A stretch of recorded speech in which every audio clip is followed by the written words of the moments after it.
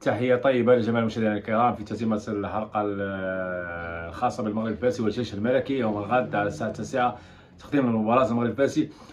تشكيلته تعرف حضور رحيلي بعد غياب دام تقريبا لواحد 3 أشهر على الفريق المغرب الفاسي، والتشكيلة الأساسية ديال المدرب بابلو فرانكو اللي غادي يعتمد عليه يوم غد على الساعة 9 في الملعب الكبير بفاس أمام الجيش بعت حوالي 12,000 تذكرة حدود ليلة الاثنين. نتمنى أن التذاكر تتباع بالكامل ونوصلوا لرقم قياسي جديد بعد ما كنا حطمناه في مباراة رجاء المغرب الفاسي الجيش.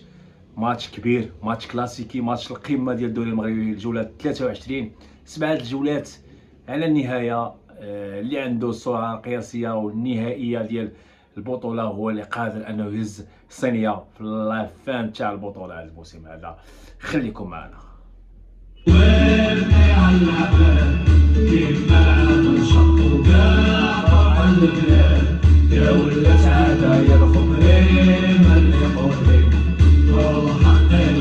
كما قلنا الماس غادي تعرف عودة اللاعبين وغياب لاعبين، غياب الحارس الأساسي صلاح الدين شهاب، وكذلك أيت علال على المستوى الجهة اليمنى، وعلى المستوى الوسط هرماش بسبب تلقيهم انذارات في مباراة أولمبيكاس في بعد ما هذا الماس ب3 نقاط مع اسفي ب2-1. اسفي اللي غادي تواجه الوداد في الدار البيضاء. نتمنوا تعادل الفريقين من اجل المغرب الفاسي انهم يبقاو في صدارة في سلم الترتيب ما بين الاول والثاني الى اخر الجولات. ان شاء الله في الجولات الاخيره يتم حسم اللقب لفريق المغرب الفاسي، وهو غادي يكون مستقبل اخر ماتش هنا فاس في الجوله 30 امام التشيره.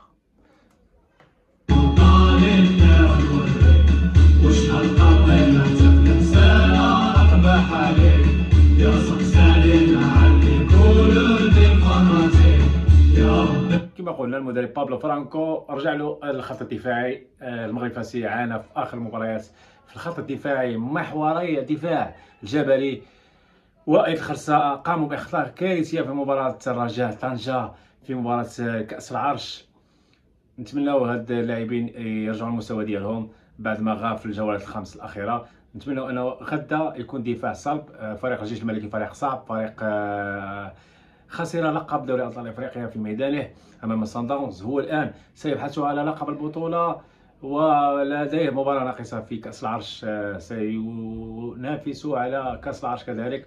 نتمنى الفريق الماس يكونوا واجدين ذهنيا تكتيكيا، والنظام ديال اللاعب المدرب بابلو فرانكو يطبقوه اللاعبين باش يكونوا في النهار الموعود ان شاء الله 3 نقاط من فاس اللي غادي تخلينا نمشيو للرباط في الجوله القادمه امام الفتح وحنا منتصرين على فريق العاصمه كذلك فريق الجيش الملكي. والفريق اللي غادي نقابلوه الماتش الجاي هو فريق الفتح، يعني 3 نقاط مهمه يوم غد ان شاء الله.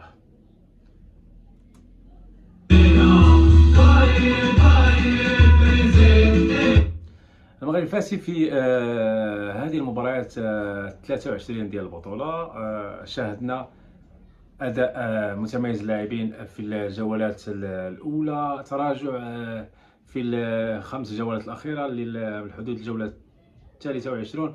ماس قدمت اداء ممتاز، اداء اللي رائع، كان يخول لها انها تنتصر في بعض المباريات اللي خفقت فيهم وخسرت نقاط عديده مثل مباراه الرجاء في الميدان وكذلك اتحاد طنجة في الميدان ومباراة النادي المكناسي هنا وكذلك الكوكب المراكشي. كان المغرب الفاسي يحقق 3 نقاط اللي غادي تخليه بعيد على في الصدارة، وكان يحسم اللقب الدوري مبكرا. الخبرة هي اللي ناقصة اللاعبين ديال المغرب الفاسي بهذا الموسم هذا. كانوا لاعبين عندهم القاب وعندهم خبرة، كانوا يحسموا في المباريات الصعيبة مثل الرجاء واتحاد طنجة، مثل هذه المباريات الكلاسيكية كان الفريق يقدر يحسم النقاط المباراة بسهولة. لكن السرعة وكذلك في تضييع الفرص وعدم تركيز خلات الفريق يفقد نقاط كثيرة. نتمنى ماتش الجيش يتغير هاد فقدان النقاط ويكون 3 نقاط، لان فريق الجيش فريق صعب، والفريق جاي الفاس باش يحقق حتى هو 3 نقاط، لان الفريقين بجوج غادي يخرجوا يلعبوا كره، غادي نشوفوا كره جميله. نتمنى ان التعليق يكون في المستوى والنقل هو في المستوى، لكن التعليق الرياضي في المعلقين هنا بالمغرب لا ليس له صله بالتعليق. نتمنى ان المباريات ديال الدوري المغربي تلقى المستوى على مستوى التعليق، لان شفنا ماتشات كبار هذا الموسم هذا، حضور جماهيري قياسي، وما يتمش المنع بدايه من الموسم القادم ان شاء الله يترفع المنع على الجماهير، لان هي التي تؤتت مدرجات الملاعب المغربيه. هادشي اللي نتمناو. مباراه صعيبه كما قلنا، مباراه اللي كتسنى الماس 90 دقيقه فاس، الجمهور كاين كلشي كاين. نتمناو ان الفريق يخرج بالانتصار.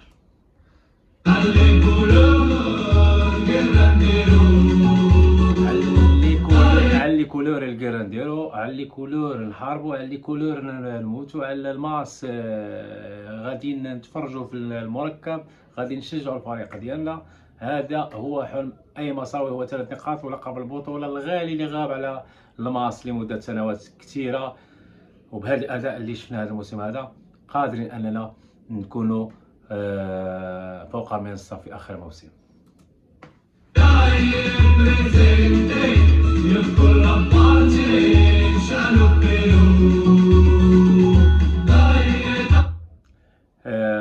كل بارتي نشالو بيرو شفنا الجمهور يقدم اللي عليه، شفنا الحضور القياسي في جميع المباريات الدوري المغربي، إذا استثنينا بعض المباريات، لكن جل المباريات كان الجمهور حاضر مركب مدينة فاس.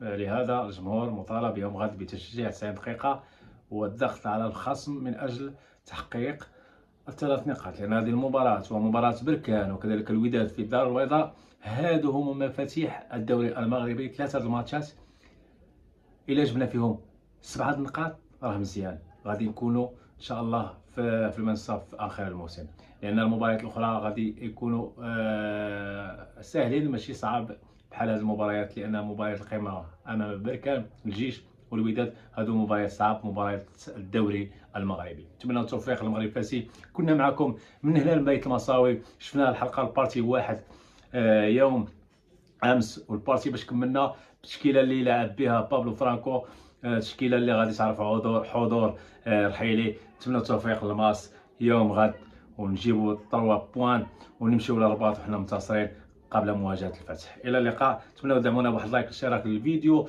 باش يوصلكم فين ما كنتم. يلا الى اللقاء.